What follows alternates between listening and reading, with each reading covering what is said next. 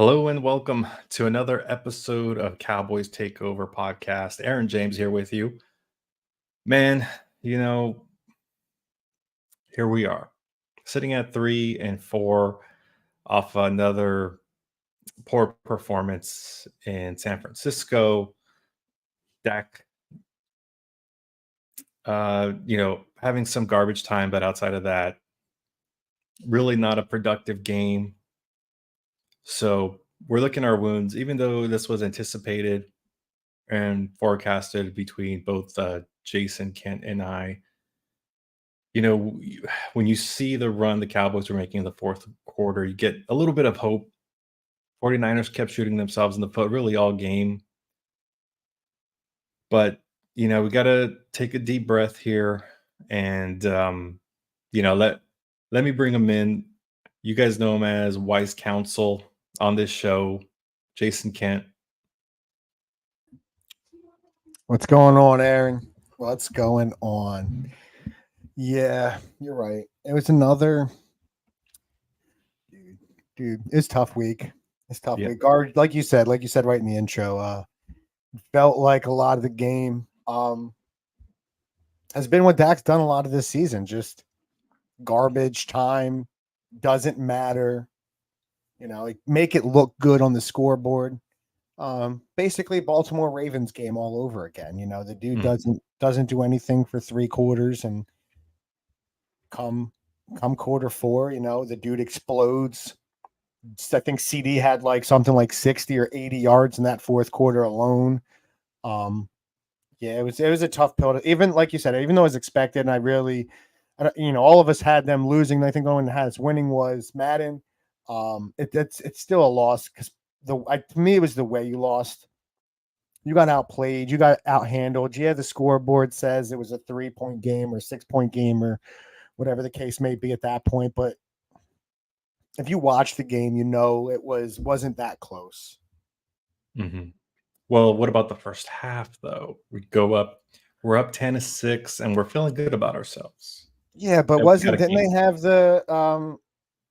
there was that callback touchdown on a play for Thursday. I think they had a touchdown nullified Debo right the first drive. One of the drives where they went down and turned it over on downs. Debo first play of that drive had I get there's offensive holding, but we went in 10-6 at half, but it really could have been 13-10. Dallas down.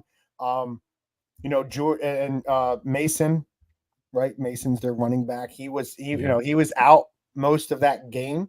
A good quarter of the second, the whole second. He's out. So and then they come back with this backup running back. Dallas can't find anyone to save their life, and Grendo or whatever, this kid looked like a monster last week. So yes, there was some positives in the first half. You held San Fran down, but again, there was a mistake by San Fran. Like you said, they shot themselves in the foot. They could have run away with this game, it felt like, early in it. So it was nice to see him show up. But in the second half, it was, again, the combination of Dak not playing when it matters most, and that defense in close games, when a lot of them are close, Dak's not scoring, and the defense in the second half lets it get away. We saw the same thing to me in Baltimore. So it's, these teams have the identities. They know who they are. And Dallas doesn't. Dallas right now is a fourth quarter, when you're down, will put up some cheap yardage team, it feels like. So, the defense held their own, bend but don't break in the first half. Holding to the Niners to 6 points is pretty impressive. You don't expect that at home. They're playing, and they got Debo playing, and they got Kittle playing. And mind you, Purdy has all day to throw back there.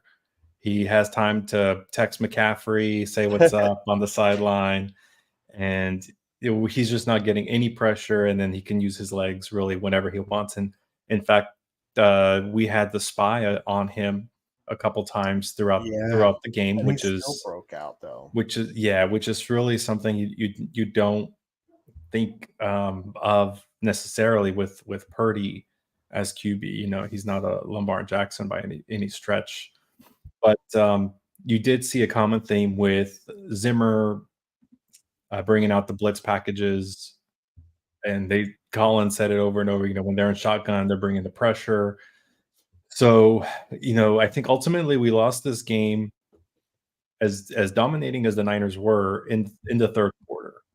We had 3 and outs. Our defense is out there, basically the entire third quarter. And the 49ers scored 2 of their touchdowns in that quarter on third downs in the red zone, at goal line, I think within 5 yards out. So the first one, Purdy, it's coming out of a timeout, and unexpected, Purdy does a QB sneak for like 2.5 yards or something along those lines. Cowboys were unprepared, and they get the touchdown. That was a 3rd and goal. And then on the pick play, Kittle scores a touchdown.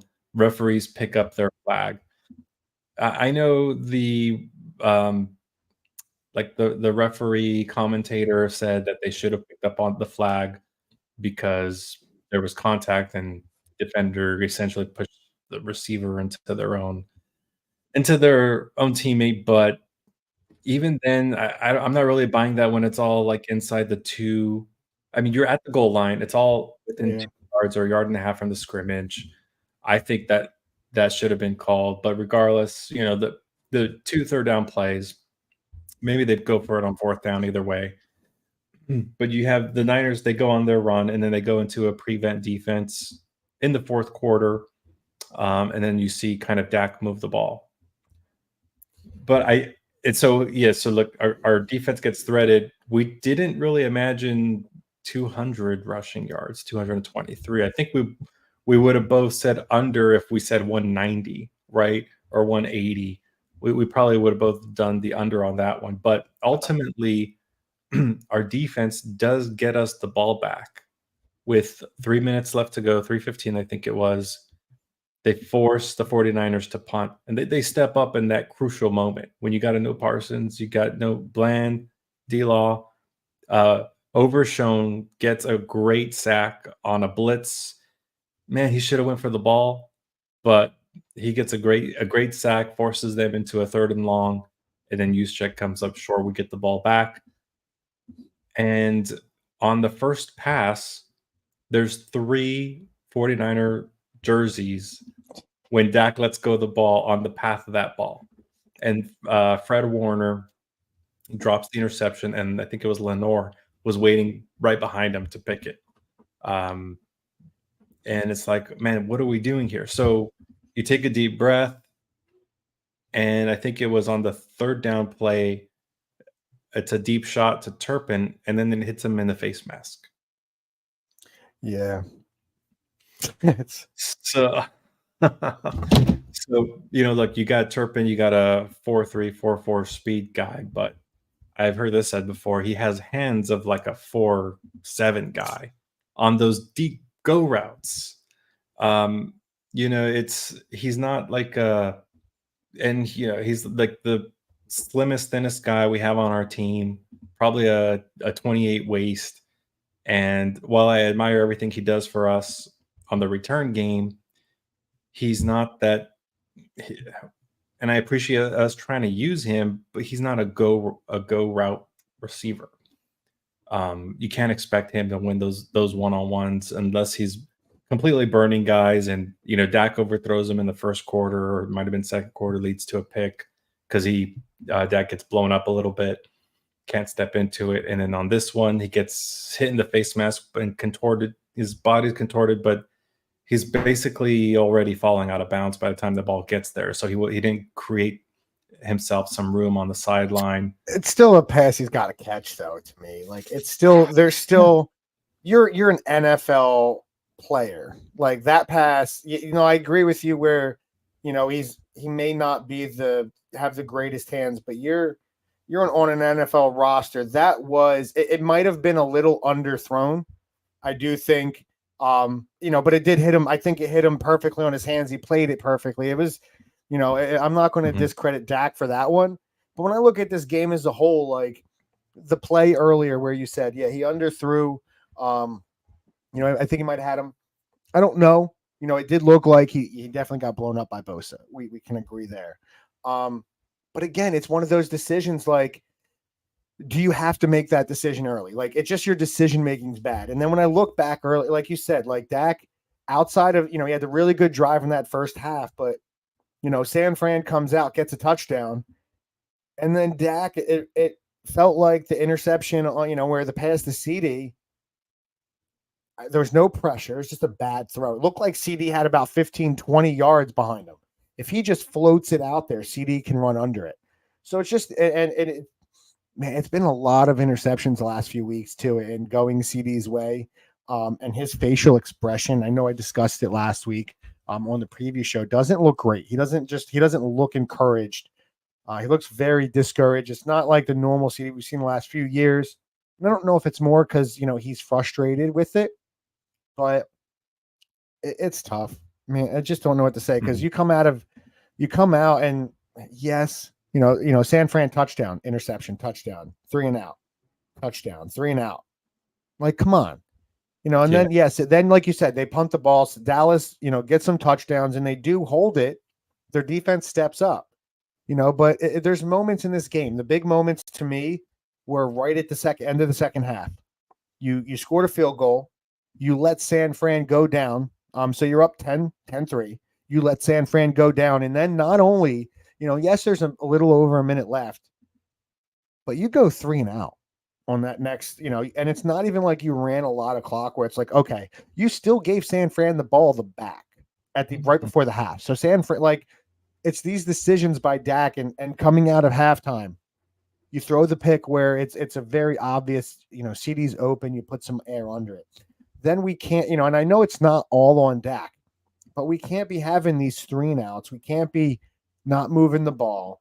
Like, you got to start figuring out ways to get these guys in space, especially your big dudes. Like, and it feels like this is every week the same thing. Dallas, good first half, not very rarely are we getting blown out. And then just second half, we don't score. Defense can't stop anyone. And it's frustrating to see this week in and week out because it feels like it's almost the same show every week at this point.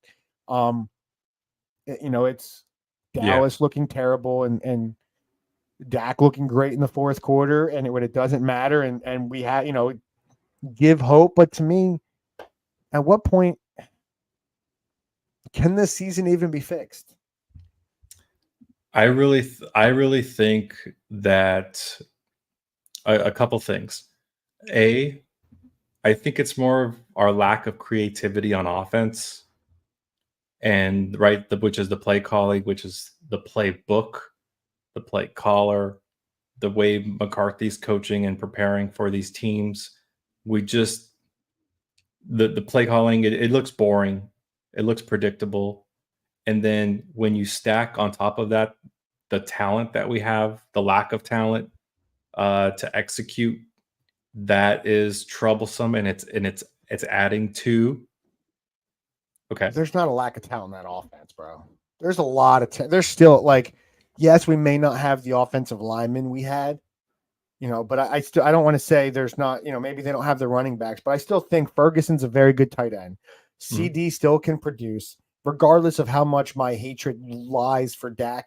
He should be a very good court. Like, you had one of the best offenses in the NFL last year.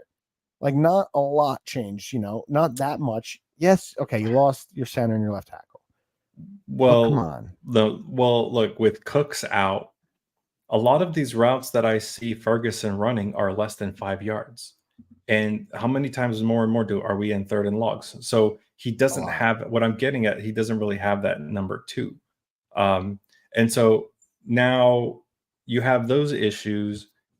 I'm starting to get convinced now more and more that the woes that we're showing on defense is more so due to our lack of offense productivity, the time of possession, the amount of times where the turnover differential.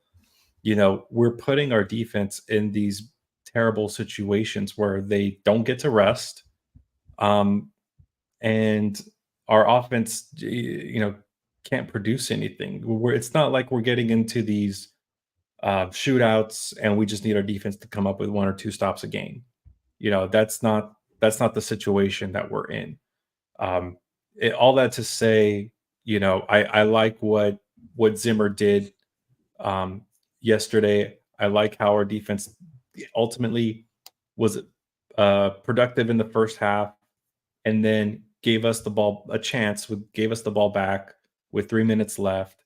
Um, I can't really blame the defense for that loss. It really all comes down to, for me, right, the play calling. Now, 30 can points, bro. this be fixed? I don't think it can be fixed with the current staff and the current player roster.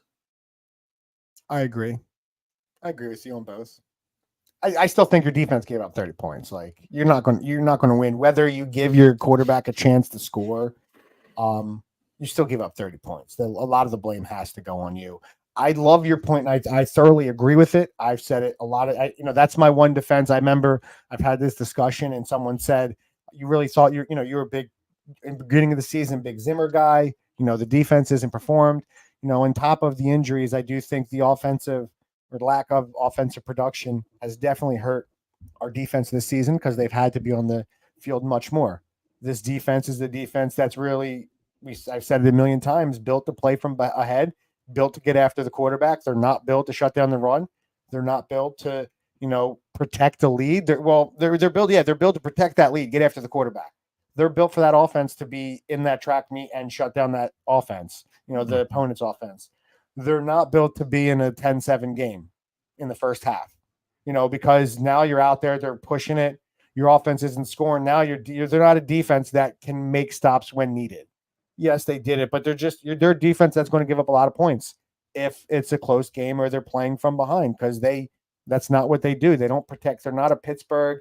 They're not a smash mouth old school defense. I remember they're one that needs that offense. And, so a lot of the blame does have to go on them, but a lot of the blame does go on the lack of offensive production. I agree with you, but I agree as well. I don't see a way they can turn it around this year.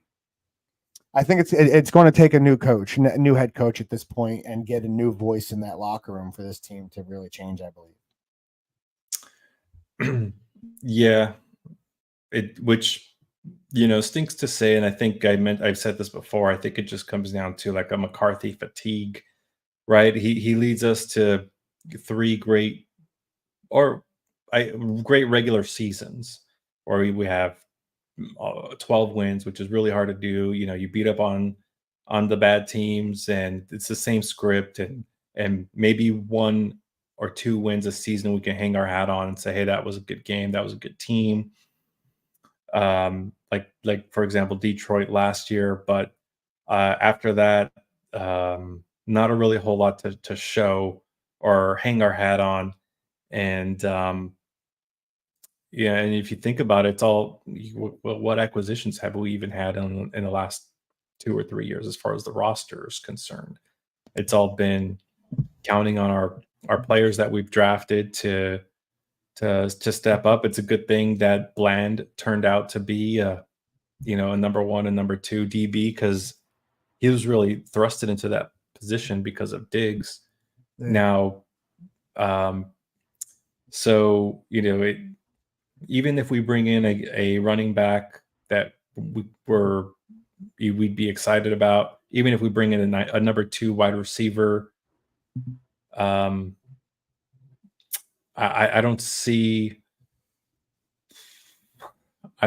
how we can get the results that we want with 1 or 2 acquisitions and via trade. Yeah, no, I agree with you. I do think at this point, after watching that game, I just think it's going to take a lot, and it's really going to take the players themselves, like looking deep inside at this point, and a lot of them look like they've given up at this point. It just doesn't look like it's there this year between CD and Dak in the big moments. That you can tell the frustration. It's just it stinks. It's nice. I'm excited. If I'm going to hang my hat on anything, I know it's tough to call it after week whatever we're in, week 8 now. it does stink. But at least you get to see guys like Overshone and those guys. And, maybe a time is starting to figure out your offensive line for next season, figuring out what you got, where you need to go. But, I think that now is a perfect time to really look, maybe, not rebuild, but maybe retool, see what you have for next year. And really know that's why I do think getting rid of McCarthy now would be big, because you could always try to bring in a coach now. Maybe, I don't know, maybe if you have him on your roster, or at least give somebody once you first, come in, you're coming in right away. Get rid of McCarthy now, to me, is the best thing. And that next dude, you're coming in next season when you're brought in with a fresh slate. But I think this season's really the rest of the season's going to be about ending it, kind of figuring out who's around, what pieces you have for next season, and really realistically at this point. Now, something I've been kind of holding in my back pocket, wanting to see more games, and Chris Collinsworth said it yesterday. He said Dak Prescott doesn't have the legs that he used to. I'm right there with him now. Prescott used to create so much more so with the scramble with his legs. And if you think about it, maybe the last, or maybe like I said, his top 3 or 4 seasons, that counted for a lot of his production, a lot of yards, a lot of first downs. And now he's really become a pocket passer. And whether it's his legs, I think it's his legs, or McCarthy is just calling everything and designing everything, thinking that he's Aaron Rodgers, which he's not. The fact that Dag's legs are kind of not an option anymore, or a tool or an asset. No one's scared of him running, and he really doesn't take off anymore. That's just that's an element that used to be in his game that is just going to make him less, less competitive overall. I mean, competitive is not the word. It's probably not the best word for what I'm describing, but no, I agree. You can see it out there, but also, and you think about that leg injury he had, it was a pretty gruesome, pretty big deal. Yes, but he'll never. I think what we saw early on with him is different. We'll never see that again. But I agree with you there. But I think that's just a natural progression. He's getting older, leg injury. He's had some ankle issues. To me, I'd much rather not have him doing all that, because he's not going to be Josh Allen or Patrick Mahomes. But I know Patty does it some, but I'd rather not. You don't want to see him get hurt. You're paying him all that money now, and it's going to be an issue. Him being less mobile causes him, with your weaker offensive line, it's going to be issues, and he's going to have to figure it out. But, he doesn't, he's got the rest of the season to figure stuff out, because it is tough. I don't think they're going to play. So they need to put it together, but you are right.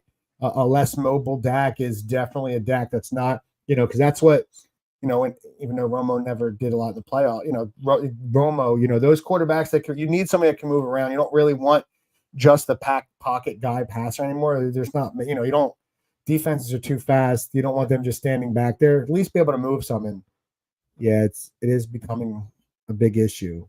So you said start thinking about our offensive line, and whether it be the grooming process or what have you. What grades would you give this far to our center, Beebe, and our left tackle, Guyton?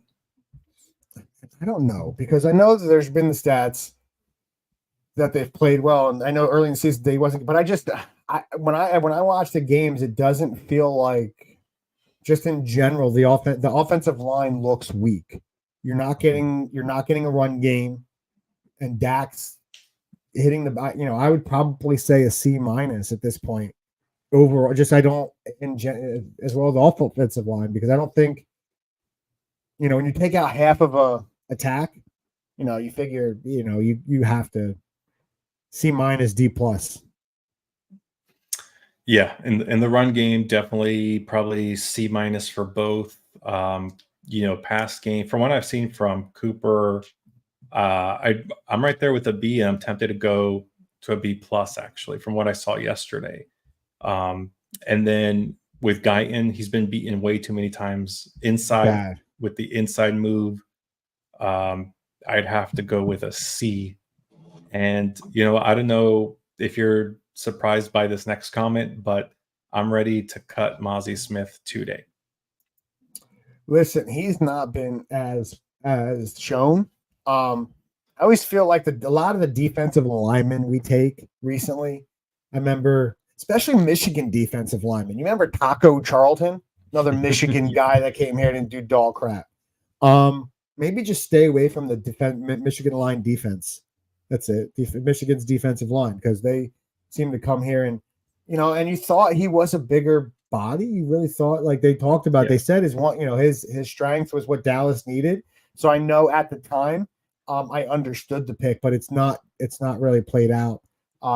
Yeah, so it's, you know, you hope he can figure it out, but I just don't think the whole defense knows. You know, there's a lot more issues than just, you know, than Mozzie and that defensive line. There's going to be a whole, you know, you might have to get rid of the whole coaching staff next season, Zimmer included. What about and rebuild everything? Al Harris. I rebuild the whole. At this point, I'm rebuilding everything. See, if it were up to me, I would let McCarthy go tomorrow or tonight, and I would assign Al Harris actually as the head coach, as the interim head coach. The work he's done with the DBs, the amount of passion, I think he would light a fire under everyone's butt and have accountability, the most high accountability possible, under each position, play calling, preparation, all the above. And I think that could be a spark. But you know, history tells us that Jerry Jones is not going to make such moves unless we lose every game going into December. Maybe he does something and then he starts scouting for who we can bring in. I think it 100% has to be an offensive minded coach. Yeah. Al Harris. The only thing there's one reason people want to remember Al Harris, okay? It's because we want the ball and we're going to win the game.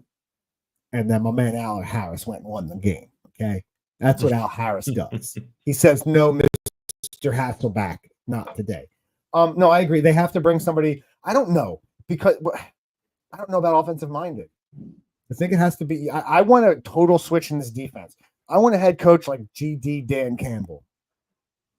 I want somebody that's going to come here and smack the dudes around. I don't know if that type of coach is going to play well. I don't know if Jerry would get that type of coach, but I see what Dan Campbell's done in Detroit, whether you believe it has to do with him or not. That's been a team of losing culture for years upon years upon years. And Dan Campbell comes in there with his passion and just grit and turns the culture of that team around. You know, yes, it did suck. They did lose in the NFC Championship game last year, you know, but that's a team that nobody predicted, and they were up handily on San Fran and really blew that game.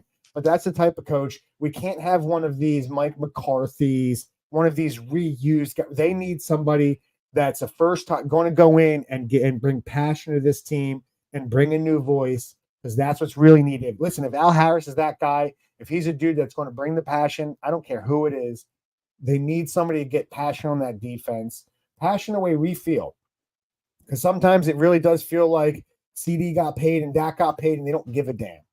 And you need somebody out there knowing, hey, yeah, no, they got paid, but I'm going to go play for this guy. I'm going to go give it my all for this guy. You know, Jared Goff, you know, that's when I look at a dude, Jared Goff, regardless of how great he is, the dude threw for like 80 yards and that team still put up 50 points because they're a team. You know, yes, they got it, but they have they built a culture of winning. Jared Goff doesn't care. The running backs don't care. Receivers don't care. They're a team, and that's what I feel Dallas is missing. It feels like they're the Dak and CD show, and it feels like there's stars on the team, but they're not a team. They have great players. They don't play as a team, and that's my biggest issue. And they need a new voice. For me to honest, what I believe, they need a new voice to really bring them together as a team. Now, Campbell, was he a defensive lineman or was he Campbell was a tight end. He was a tight end. Okay. Yeah. I thought he was a defensive player. Well, shoot, he does play with a lot of passion. Those tight ends are crazy, bro. That's why. when I think of player coaches, I think I've mentioned Tony Romo. I would love to see what he can do from a head coach, a scheme perspective. He knows what the defense is doing, and he's proven it time and time again what's coming. Um, you have, let's see here. I mean, Deion Sanders, prime time. We're not bringing Prime in, okay? The only way they do that is if Dallas somehow gets Shador, okay? That might be the only way. And at this point, wouldn't be against drafting the kid with Dak here still. I'll tell you that. Mm-hmm. You know, a couple of weeks ago, I have to admit that I was thinking, man, we need a culture change. We need someone hard nosed come in. Maybe, you know, I think Belichick's burnt out a little bit. What about a Nick Saban? No, I don't want any coach that's in their 70s. I don't want to me, they're all reused coach. I don't want that. I want a nice, young defensive coordinator. Give me gosh, because I look at it stings because I see what's his name in Houston. I forget his name off the top of my head, but he came through San Fran. Saleh, I'd love to go get Saleh. He's a dude I'd be okay with. You know, I know he's in there, but to me, that's a defensive guy. Like the Jets defense, since they signed him, their defense was a top 5 defense. And San Fran's always had one, but when he was in San Fran, it was a top 5 defense. So, you know, it's not like, you know, he went to the Jets and the Jets are terrible. He brought that great defense to the Jets. I need a guy that's going to come in and punch you in the face.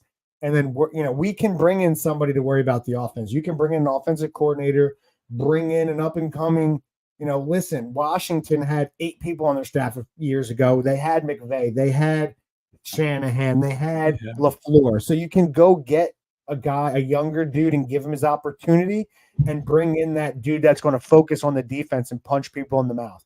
Because if you bring in somebody now offensively, you have your offense set. What your offense is it's not going to change. If you bring in an offensive guy, you have to change your offensive culture. Unless you're getting rid of Dak and CD and those guys, I think your offense is the way it is. Bring somebody in to spice it up a little bit, but I don't want to fully change it unless we're getting rid of everything. Like you got to have, to me, I don't want to bring in one of those old dudes. Let Dak run the offense and bring in someone who's going to punch mouth on the defense. And once you improve that defense and improve Dak, now there's going to be some other moves, but I think too that fresh young voice is going to get those guys going. Not somebody that's Mike McCarthy who's been in the league for 40 years. He has his playbook. Maybe go back and go get Kellen Moore. You hear a lot of things in Philly. You don't know if Philly's using them right. You don't know how Philly's feeling about them. People think Sirianni's overruling them. Listen, go get Kellen Moore. Go bring him back. I think any of those options are good. But you just need that. You need Jerry to get rid of him. McCarthy, that is. But yeah, that's this week's show. Yeah, you can sense some frustration, both from Aaron and myself. Aaron he had a little optimism in there, but I know he's frustrated. He's not as optimistic as he seems right now. He saw some positives at the end of the game. We both listen. It's tough. It's a tough look. We really, really need a change. I don't think it's going to happen. So you really hope this team can dig down deep inside and just see what they're made of and see what they have. We're going into week 9. You're not totally out of it. You don't want to be, that was a tough loss. There's still room to grow. There's still room to improve. But you have to really step up. As of right now, you're 3-4. So you're in content. You can get a wild card spot. You're still right there in the wild cards. Division may be out of it, but listen, if you step up, you play well, you could still make a run. Still a lot of season left. Yeah, we're super negative now. You roll off 4 wins in a row, the show's going to change tune. I'm not going to like Dak, so we all know that, but definitely change some tune. But thank you everyone who checked us out today, whether it's on our YouTube page, Cowboys Takeover Podcast, Ring the Bell Network. If you're watching us on Instagram, or not Instagram, Twitter, Facebook, or X, whatever it's called these days. Appreciate each and every one of you for checking us out and watching us. If you're watching us on any of these social media platforms or YouTube, give a like, give subscribe, so that way you guys can know when our episodes are coming out. during the season we're pretty systematic. That's not the right word. But we're pretty consistent. So we'll be back Thursday evening discussing this next week coming up. Like every game is a big matchup, but this is a very winnable game against the Atlanta Falcons in Atlanta. So Aaron and I will go over a big game by them this week or last week. Kyle Pitts, you got Bijan Robinson, you got Drake London, you got Kirk Cousins. We all know who Kirk Cousins is because we have Dak Prescott. So it's an offense that could put up some points. So we'll discuss and dive into that team this coming Thursday. Again, thanking each and every one of you for checking us out this week. I appreciate it all. Tough loss, tough way to lose. A lot of disappointment. Hopefully they figure out something to hang their hat on. Hopefully they come back this week prepared. It doesn't get easier after Atlanta. Thank you, everyone, checking this out. Till Thursday night, I'm Jason Kent. That's Mr. Aaron James. Appreciate you all. Catch you next week. Go Cowboys. Catch you Thursday.